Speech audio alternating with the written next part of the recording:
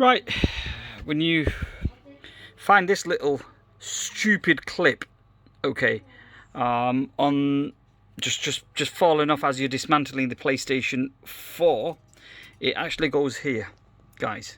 All right, that's how it sits, okay. And this is for the model. Let me grab the backing and tell you which model is the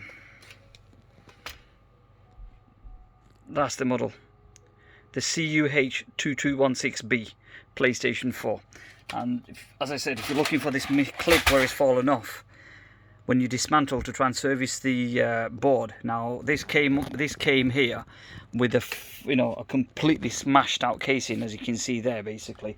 So I've got a new casing, or a refurbished casing I should say, and that's all getting done here basically. So yep, this is where this little clip has fallen off. So this is where it should go back in.